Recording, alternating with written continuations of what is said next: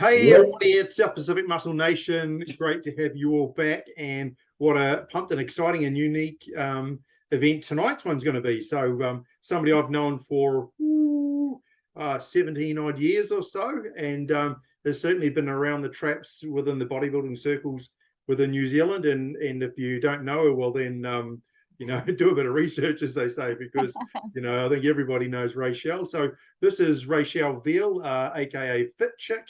Has Yeah, a couple of Instagram accounts and yeah, got a really storied history within the competition set and the fitness industry in New Zealand. So we thought we'd get her on, have a bit of a chat because there's interesting things happening. And yeah. but first of all, Nate, down there in Napier, I think it is. Looks like you've been working in yeah, the office I'm tonight. sort Chick of guy. on the other side, I'm a bit more inland man, so I'm hiding around the Stings. Yeah. And Hastings, it's been great weather here today, which has been fantastic. And I've been out digging holes and doing plumbing stuff and mowing lawns and working a day job and feeling like I'm achieving so much now that I'm not in prep. So Right. it's been Everything but really the nice. toilet is going on down there.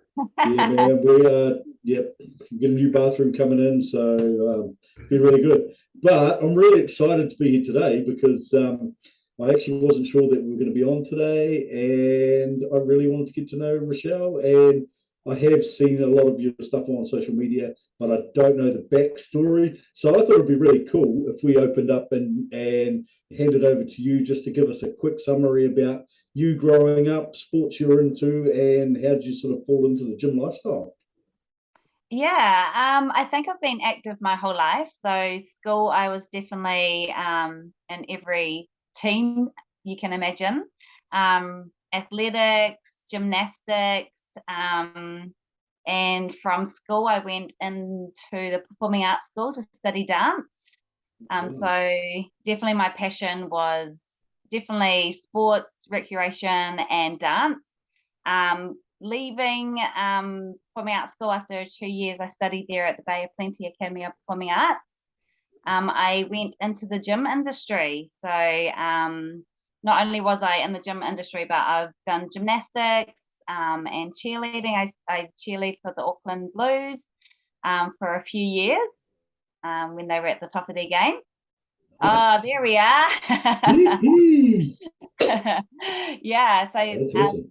yeah, that was awesome. Yeah, this is when I first met you, Rachel, and I wasn't able to be a friend of yours because even though we both live on the North Shore, you were a passionate Auckland cheerleader, and I'm sorry, but that was a deal breaker. That's terrible. Yeah, another. And yeah, so cheerleading and working in a gym.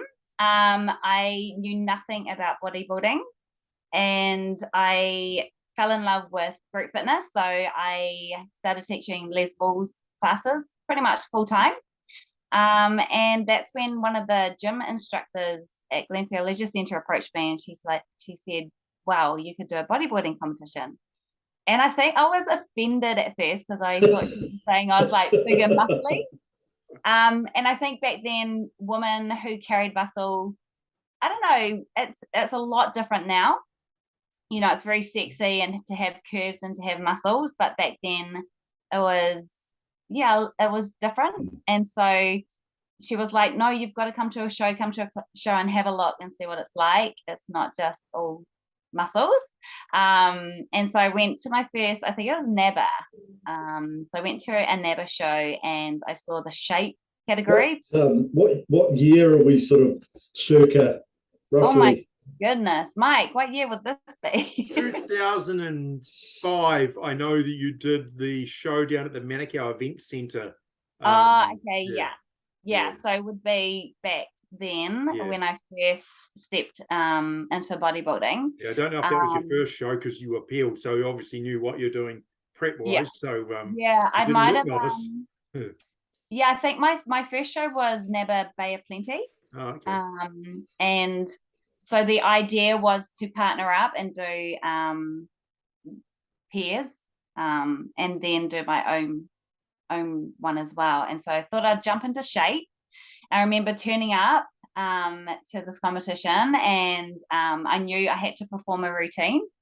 So I performed my 2-minute routine, and then we did our pairs routine as well, which was Ken and Barbie. It was really fun. Oh, And Venga Boys. yeah, I remember the judges coming backstage and they said they want to speak to me, and I was like, oh no. And then they were like, you'd be perfect for fitness, which they hadn't had on for a little while because they hadn't had any fitness girls. So I was put straight into fitness. And that was when Leanne and Alex were with NABA. And so I competed for a few years actually with NABA and INBA, International Natural Bodybuilding Association. I also got to travel with the New Zealand team over to Australia, to Melbourne, which was really awesome as well. And so my journey, that I was an amateur. I just did it for fun. I remember my first comp, I had no definition or any tone. I don't know if you've got a photo of me in my pink little top and my little black shorts. Don't recall them. That was my first comp. And so, yeah, I think over a couple of years, I definitely did get a little bit leaner. Dieting was definitely a new thing for me because I had always been able to eat what I wanted in the sports industry, and just I was very active, but stepping on stage was a different ball game. I don't know what it's like now, but how many group fitness classes a day were you taking back then? I was probably teaching 3 to 4 classes a day. Yeah, you had no trouble burning fat. Go figure. You can eat what you want, really. It's kind of like the female version of digging ditches all day, right? Yeah. You know, like you're physically active. And I'm like, the first thing I think of, and this is my bodybuilder brain ticking, is how many thousand calories is that going to burn? Like, how much do I have to now eat? So the amount of food you were having to put away was probably a fairly high amount anyway, wouldn't it be? It probably was. I didn't have like a nutritionist at the time. I don't think I took it seriously back when I first stepped into the industry, and then when I saw other girls and what they looked like, I was like, I want to look like that. And so that's when the diet became more serious and restricted. And I remember it was my last year competing, and I stepped on stage, and I probably did look my best. I came in very lean, awesome cat routine. I was really happy with that. And then I fell pregnant with my younger son, Riley. And so I probably took a good 5-year break from bodybuilding, and decided, what an awesome goal to get fit again. Why not do a bodybuilding comp? Yeah, so I jumped into WFF. So Alex and Leanne had kind of moved out of that NABA into WFF, World Fitness Federation. What year did you jump across to WFF? So that was probably 2015. We might have been on stage together. I'm just thinking about it because I spent a fair bit of time on that stage with WFF or WFF in the early days. Yeah. But probably, I think 2015, I think I headed off and did the pro-am, but for NZIF BBB at the time. But prior to that, I'd been all WFF shows. So yeah. Oh, possibly. what amazing federation to come back into. Yeah, it was cool back in the day. Like, you know, so like the prizes were good, the shows were good. You know, they were designed with the athlete.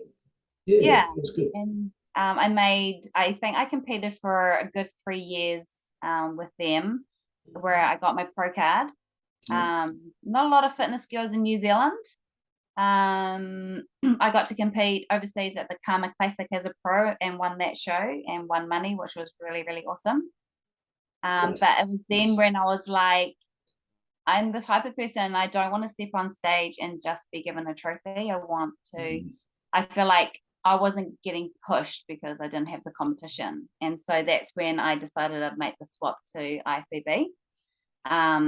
Because I feel like if you're stepping on stage with the best, that really challenges you within your prep to absolutely bring your best. So I did the pro-ams 2018. And won my pro card. First time competing with Ooh, better find a photo of that one, Mike. Let's have a look, eh? Yeah, Let's have a look. I'll hunt one down to the pro card. I'm sure there's one floating around. You probably got 1 or 2 dozen, haven't you? I've got some on my Facebook. Well, before we delve too far into it, let's just give everyone a quick glimpse of what your Facebook, or sorry, your Instagram is like, so they can perhaps jump on and give you a follow if they're keen, and hopefully, and obviously they would be. But you see, you've got Raechelle Veale up here. You've got another one that's Fit Chick NZ, which I guess is more of a, I guess, group fitness orientated, I guess. Yeah, that's more my work page, group fitness, but Yeah. this is my main athlete page. Yeah, so this is, I mean, look, pulling trucks. Geez, that's next thing you know, we could get you down there shoveling dirt for Nathan. I'm pretty sure I've got to say, look, I've got to say, first glimpse at your Instagram, I'm like, your social media game's tight. Like, there's some really good photos there. This is more your cup of tea, though, isn't it, Nathan? Oh, let's go. Look at that. What's that? Yeah, those 20s? That was my 150. 150. Jesus. Yeah. Solid. I don't know that I could do that these days. So, and whereabouts is that? That's at Snap and Moringy, is it? It is. So in my off season, I definitely love to do a bit of powerlifting. I was looking at doing comp before we decided to jump back into doing a bodybuilding comp. So my strength is definitely not up there now. That's all right. Hey, who are you working with doing some of your photography? Because you've got some amazing photos here. A lot of those are with Peter Photo Shoot. He's in Auckland. Wonderful photography. Yeah, and Shine Beauty does all my tanning. She's amazing. And yeah, Cheryl, gotta love Cheryl. Yeah, Cheryl is amazing. Yeah, she's good.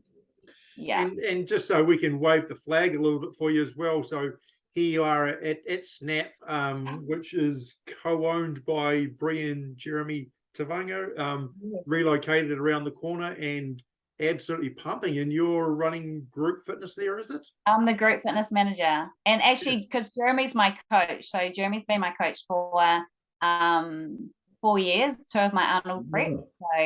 So it's really awesome to be working with them. So there's no cheating available when he's on site. He'll see everything that goes in your mouth. Yeah, but also like trying to sneak in a group fitness class, I got told off.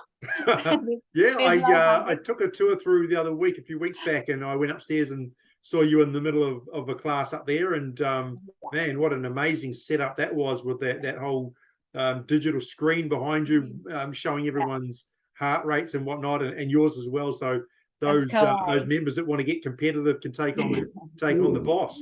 It does get competitive, yeah. Have we got any graphics for that one? That sounds really interesting. I haven't seen any, but it's a Techno Gym product, I believe. It is, yeah, it's Techno Gym. So yeah, get in touch with Lewis and see if he can send you some pictures of it, Nate. So you can perhaps wear one and find out how your heart rate's going when you're digging. Well, I've just had this horrible thought about if I did a group fitness class and it'd be screaming up around 180, and I'll be going, someone get the paddles ready. Yeah, so you've got a heart rate machine there. Look at that! Wow, amazing. This was I decided, because I wasn't doing any comps, I wanted to do something fun, and so I kind of did a mini shred, and then I said, well, I want to pull a Jeep. So I thought, why not? We've got some different ideas of what fun looks like. I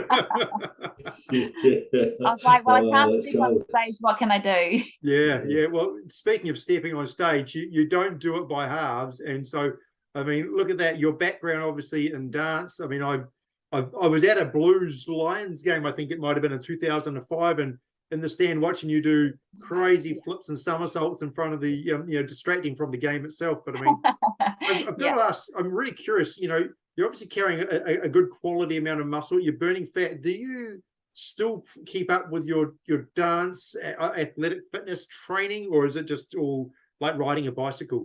Yeah, so being a fitness competitor, I don't think people realize the amount of extra training that has to go into our prep. So not only do you have your diet and you have your weight training and your cardio, you have this 2-minute routine that you're judged on. And so you have your tumbling, you have your gymnastics training a couple of times a week, you have your strength holds and plyometric training, as well as flexibility, because you need to stay flexible, because we need to show that we can do the split. So coming into the show, forgetting your sort of off season, but coming into the show, how many sort of hours a week would you be putting into routine specific work? For routine, I was putting in 2 nights a week. So I was lucky enough to be sponsored by Flow Academy in Albany. So they've got a nice safe floor to practice all your tumbling. So I'd go up there for 2 hours, 7 till 9 for the open session, and just do all my tumble runs. And then I'd put in a routine practice, which would be without the tumble. So it'd be more your dance and movement, and your splits and push-up holds and stuff like that, probably twice a week as well. And when you're depleted, I think the thing you worry about most is you don't land on your head. Yeah. Well, a subject relative to me, close to my heart in this sort of situation is do you suffer from any injuries? Because I know when we're depleted, we're lower in synovial fluid, and niggles and pings happen. It happens when we're lifting really heavy. I mean, you're doing a lot of really high impact stuff here. How does the body hold up? It would be terrible if you did get an injury, because it would just it could possibly throw you from being able to do a comp. I know one of the Olympic girls, when you watched, she wasn't able to do her routine because she did her ankle. So, it only takes a fall or being tired. So you really have to look after yourself. You have to strap yourself up. I make sure, I think being flexible, it helps.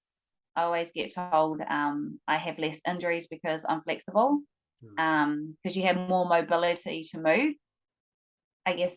So that helps, especially through your squats and your deadlifts, heavy deadlifts, if you've got the mobility. And I just make sure I'm safe. Like I if you have a look at my Instagram, all my squats, all my heavy lifts, I never do any ego lifting. Do you know what I mean? Like, I try to keep good technique. I wouldn't just try and pull something and rip my shoulder out or something just to get a lift. So you got to look after yourself. And you've certainly taken it far. I mean, as we saw from the pictures, you were in the Arnold Classic Australia 2019 with Whitney Jones and who else was there? Missy Prescott.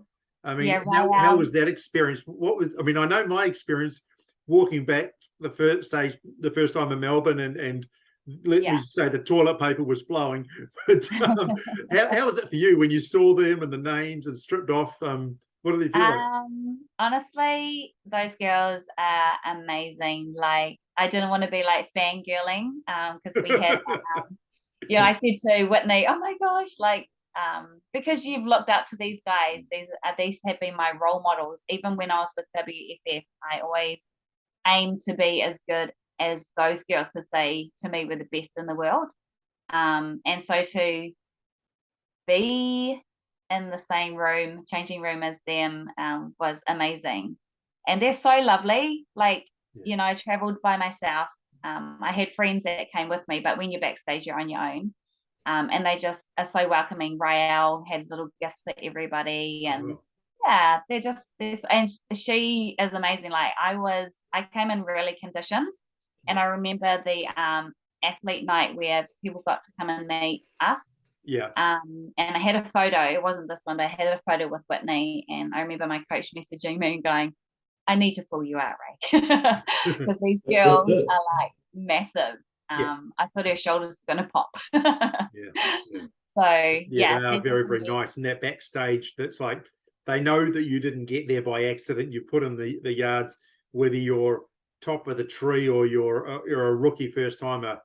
They are all really, really nice generally. So and going into this competition, my goal was to look like I deserved to be there. Do you know what I mean? Like, I know exactly. Look like you belong was my mantra. I mean, you want to be best, and you want to look like you can hold your own next to Whitney Jones, And imagine that you get to now look back at these pictures. There's one from just so people know, that one's Peter photo shoot there. So he's got an amazing facility out in his house in West Auckland with you see there's raindrops and whatnot, and does some Yeah, of the that best was the shots. water shoot. That was really amazing. So Yeah. you go until the water turns cold and then you are done. Okay, fair enough. But, these pictures here, you get to share the stage with these incredible people, and you get to look back and remember that, and now you're onto a new pathway. Do you want to break the news if people don't already know, and tell everyone what you've got coming up? Yeah, well, when I was prepping for the Arnold's with Jeremy, you always talk your goals and where you want to go. And the Arnold's was always my goal. People are like, don't you want to go to the Olympia? But no, to go to the Olympia, I'd have to be a full-time athlete. Yeah. People giving you money. A lot of those girls, that is what they do full-time. I'm very lucky. So the Olympia wasn't even my goal. I've stepped on stage with Miss Olympia. Do you know what I mean? So to me, yeah. So I felt like I'd done what I wanted to achieve. And of course, when the 2020 Arnold's came around, I felt like I'd gone in, not as an amateur, I knew I was a pro, but I didn't know what to expect. So I wanted to go back and do it better. Yeah. And so we did do a 20-week prep for that, and a week out, of course, COVID hit and it got cancelled. Yes. And the goal was always, after I finished that one, to do a swap to a WBFF and give that a go. I thought it just looked really fun, and with my dance background and my cheerleading background, to be able to do something like that would be awesome. I didn't think it would happen, but yeah. Coach said, get the studio set up at work, and then if the show comes around, it comes around and you can do it. So. And were you first primarily going to be doing WBFF New Zealand, or was it always Australia? Because I know New Zealand unfortunately got cancelled. Yeah, so I was prepping for the November one. And so we did find out a couple of weeks ago. And of course I do long preps. I do 20-week preps. So I was a good 12 weeks in when we found out. Okay. So yeah, I was like, why not go to the Gold Coast? And there's a team of us going, about 5-6 of us that are going. So we're going to meet on the weekend, the Saturday. And I don't usually have much to say about these kind of things, but I will say I have been to a WBFF show on the Gold Coast, and it was sensational. Wow. It was so that's the one I'm going to, Gold Coast. Yeah. So that'll be really good. Added to your prep? How much longer is it? So I've got 4.5 weeks. Okay. Yeah. Good so this was I've got Amy Lee, who's a bikini pro. So she's helping me with my posing because it's different. I remember I did my first check-in photos with my coach, and the first thing he said to me was, don't pose like that. I was doing the IFBB poses. He goes, you don't have to do that anymore. So for me, it's been a bit of a challenge. It's more feminine and soft, and you don't want to flex too much, but you still want to show your condition. But it's fun. What's the category called that you're going for there? So I'm doing Fitness Diva. So I think Victoria's Secret with muscles. So I get to do. Is there still a fitness component with you flipping and such, or is it just? No. So I still have 2 rounds. So I've got a bikini round, and so you just come out and do your T-walk. Once you get to the front of the stage, you show 3 poses before you walk the T, and then I have a theme wear, and your theme wear, they say go Victoria's Secret or Carnival. So you pretty much have permission to go all out in the way you have your costume, which is. Are we allowed to know what you're going to be wearing, or is that a big secret? It's a secret. I will say I'm not Poison Ivy, but my idea around Poison Ivy I've seen that photo shoot. So that's kind of where we started, and then we kind of so Kirsty from FlexiWear is designing both my outfits, and so I've met with her. I go down on Friday again for a fitting, and I will say I am going to be wearing wings. Yeah. So I've had to assemble a massive, probably the biggest set of wings I'd ever seen, and I had them in the boxes, and I'm like, oh shit! So I was putting them together before the show under a lot of pressure, and they look awesome. Yeah. But man, it adds to your like something, like we turn up with, some stuff to pump up with in our thongs, right? That's it. We're easy. And these guys got like the bikinis are next level, and their outfits. I had to have a separate box that was about that you could just about fit a corpse in it, right? It was a big box. And so, like I was the porter. So have you got someone that's going to be carrying your luggage around with you? Yeah, so when we booked our flights, so I'm lucky enough, my best friend's coming with me. We booked oversized luggage there and back. So yeah. Good times. I'll have to put fragile on it. So it's Are we allowed to ask ballpark what a set of wings costs? I don't know yet. I just keep throwing money at her. I don't know is a scary number. I know. Mine were only, I paid 6 back in 2016, I think. 600? That was cheap. Yeah, that was cheap. Just for the wings. Yeah, so I'm budgeting for 12. Yeah. For my costume. So she's wow. So the thing with WBFF is it's not an IFBB figure suit. So pretty much I could go and get some lingerie and bling it out. Okay. That's pretty much what we're gonna do. And that starts a pretty bad habit when you start looking at the different stones and things you can buy to bling it up with, right? Yeah. It's a whole other world, Mike. You don't want to get down that rabbit hole. I remember people getting pulled off stage back when I first started because they had an earring in and they're like, it's distracting for the judges. And now they come out in neon blinding, rhinestone cowboy outfits. It's just, the blingier the better, right? And look, when the lighting that they have at their shows hits those outfits, they just light up, man. It's $1 million. It does very much remind me of like say a Victoria's Secret, like a season show that they would do, and you kind of go in and even just waiting, you're like, oh, I know this is going to be a good show. And then they put on quite a lighting rigs. The night before, don't they, Nate? Isn't there like some event? Yeah, they did a meet and greet or something. So we've got the registry night before.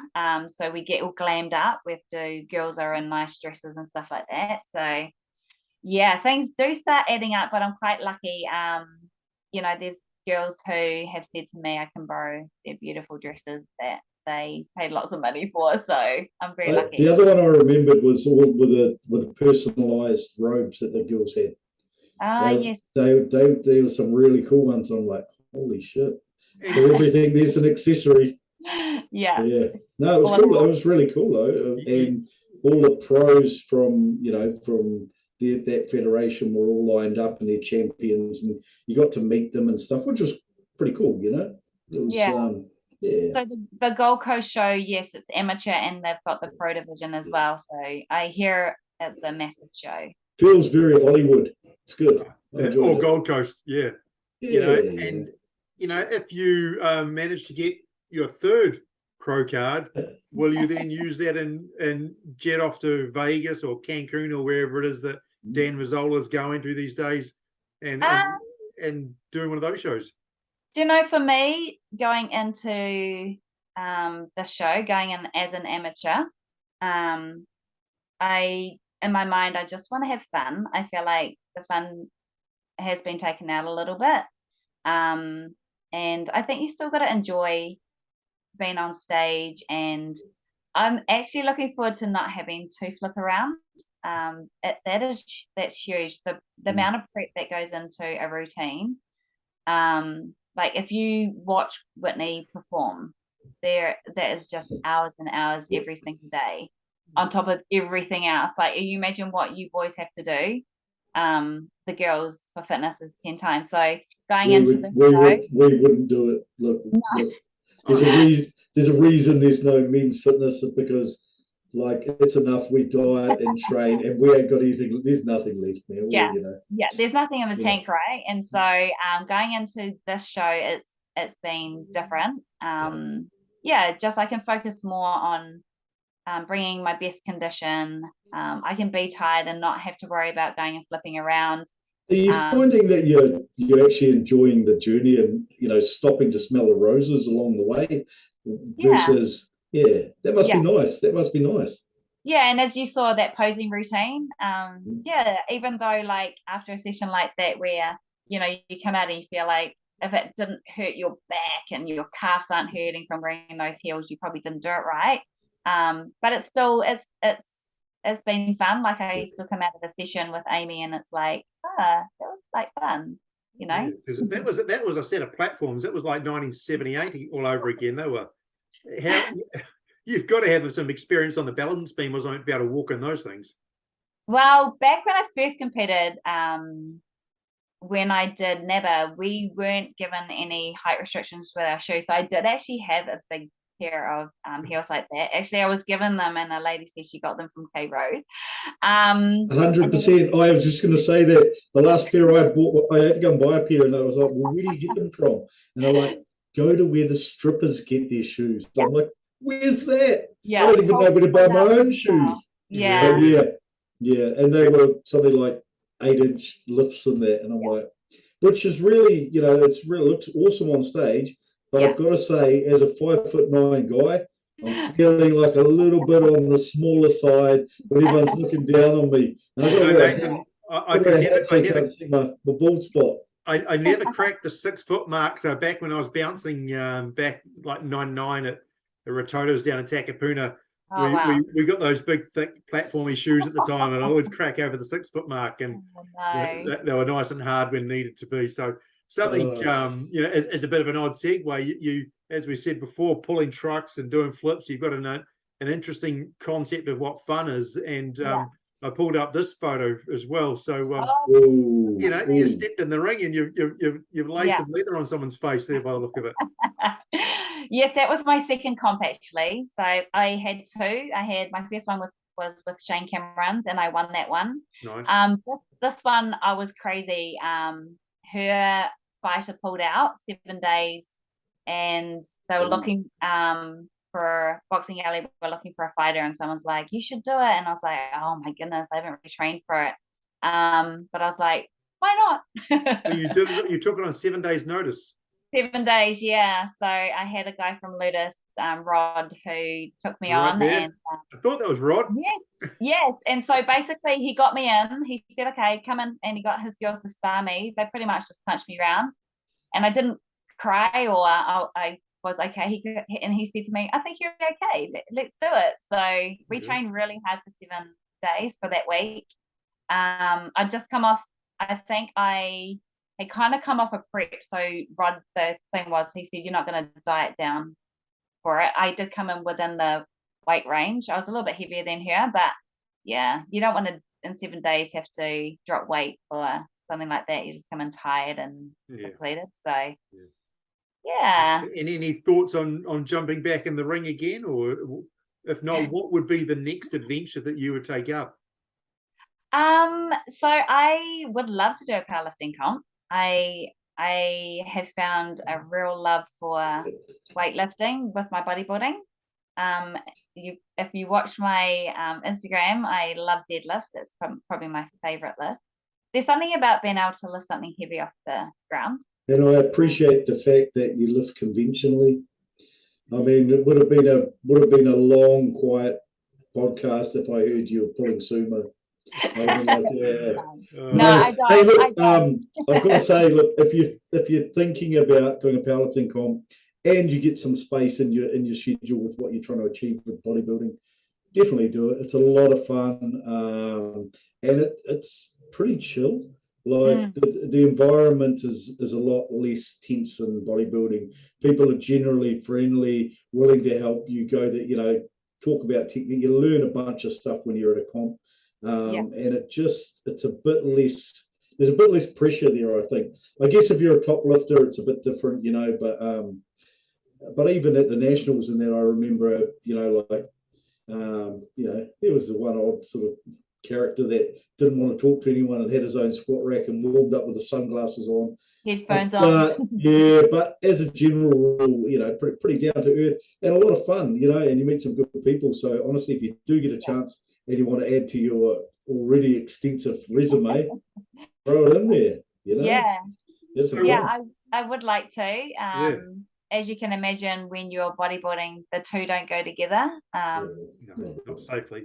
Are we allowed There's to? a really good saying about that is that, you know, you can be pretty good at a lot of things, or you can specialize and be fucking excellent at one, you know. So let's measure that. What are your PBs? Are we allowed to hear them? So before I started prepping, I lifted 155. 155, yeah, 140 in my squat, and 80, might have been 82 kgs for my bench, which was very new to me. Bench, I'd never done that before. So when I did decide to do a comp, I just said to my coach, I've never benched before, so just learning the technique for that was very different than what I thought it was. And to bench like a powerlifter takes a lot of training in terms of the technique, and it's a technique that we don't really use as so much in bodybuilding. I mean, not that, you know, you're probably doing a lot of pressing anyway, but you know, we don't retract our shoulder blades, we don't tuck our elbows. The stroke's a lot longer when you're doing a bodybuilder. So if you really want to push that lift, there's a bunch of things that you can do to do that, but probably not a lot of carryover to, you know, that time of the evening, we always like to sort of throw the microphone over to our guests and just get you the opportunity to acknowledge anybody or any people, you know, that have supported you, sponsors, friends, and whatnot. You want to give a shout out to anyone, you know, the floor's yours. Yeah, I feel like definitely my coach Jeremy Chavaga, because you'd know if you have a coach, it's like it's not just your journey, it's his journey as well. And as an athlete, I always feel like you're definitely in this prep together. They're personally invested because you're representing them when you step on stage. So I do appreciate him prepping me, because he does say all the time bodybuilders are really hard to prep. We're a lot of effort. Is the word. we're a lot of time and effort to put into. So definitely my coach. My sponsors, I am sponsored by Explosive Supplements, so I'm very lucky. They give me product. They've given me product to raffle off to help with money to get to Australia. And you know, my best friends, my sister Danica, Bryony, and Justine, I feel like in this industry you definitely got to have people who understand your lifestyle. You know, you're not going out all the time and you are tired, so just people who understand, you know, like you can't go out to all the events that, you know, you might be invited to. So I'm very lucky. And of course Snap Fitness, Murray Bay, they're like a family, so I'm very lucky to work in their environment. You know, I pretty much live at the gym when I'm not home, so yeah. Very good. Hey, look, I want to say thank you very much for coming on. It's been really good. Kind of bounced around all over the place, but it's been really nice getting to hear about your background, and I certainly hadn't realised just how far you had taken it. And now I'm going to go do a bit of a stalk on your Instagram. So anyone else who's out there, hit up the Instagram, throw it a follow. And if you want to support Raechelle, get at her sponsor, Explosive. I'm sure if you look on her Insta, she'll have a code there that you can use, so she'll get some recognition for that. But thank you guys for listening to us. We appreciate it. Thank you again for coming on. Mike, as always, it's a pleasure. People, stay safe out there. Have a good week and go and smash some weights. We are. Bye, everyone.